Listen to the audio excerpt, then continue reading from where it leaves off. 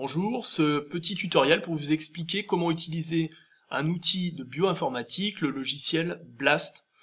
C'est un logiciel qui est utilisé dans les laboratoires de génétique et de biologie moléculaire du monde entier. Et nous allons aujourd'hui, grâce à ce logiciel, essayer de déterminer à quelle espèce appartient chacune des séquences d'ADN mises à disposition dans le fichier Excel qui vous est proposé dans l'activité. Alors ici, vous avez un fichier donc beaucoup plus complet que celui que vous allez étudier. Comment a-t-on obtenu ces séquences d'ADN? Vous voyez, on reconnaît ici des séquences d'ADN, G, T, C, G, ce sont les nucléotides, et les séquences qui ont été retrouvées dans l'eau de mer sont des enchaînements de nucléotides. Ce sont donc bien des molécules d'ADN. On parle, pour les désigner, ces molécules d'ADN retrouvées dans l'eau de mer, libres dans le milieu, on parle d'ADN environnemental. Alors, comment cet ADN se retrouve-t-il dans l'eau de mer? Eh bien, suite par exemple à la mort des organismes. Vous voyez tout de suite qu'il est très intéressant d'analyser toutes les molécules d'ADN qu'on va retrouver dans l'eau de mer d'une station, puisque ça va nous permettre de déterminer quelles sont les espèces qui sont présentes dans ce milieu, notamment lorsqu'on a affaire à des espèces très petites, difficilement observables. Eh bien, cet outil, cette méthode va être extrêmement efficace pour mesurer la biodiversité dans une station. Alors, bien évidemment, la première étape va être de sélectionner la séquence. Alors, je prends un exemple ici. Voilà. Ensuite, on va rentrer dans l'outil BLAST. Le lien est proposé dans l'activité également. Voilà comment ça se présente. On a donc une fenêtre, une première fenêtre dans laquelle on va indiquer notre requête. C'est-à-dire qu'on va coller tout d'abord cette séquence en nucléotides inconnue pour l'instant.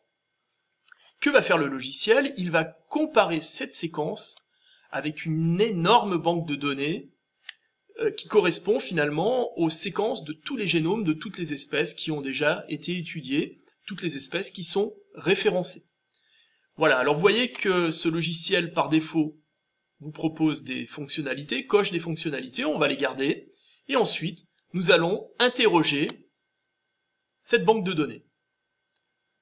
Cette étape peut prendre parfois un peu de temps, tout dépend de la longueur de la séquence, tout dépend aussi de la qualité de votre connexion. Voilà. Lorsque cette fenêtre s'ouvre, ça signifie que ce logiciel, cet algorithme en fait qui a tourné, est parvenu à aligner cette séquence avec des séquences stockées dans cette banque de données. Alors parfois, les premières séquences qui apparaissent sont celles-ci. Voilà.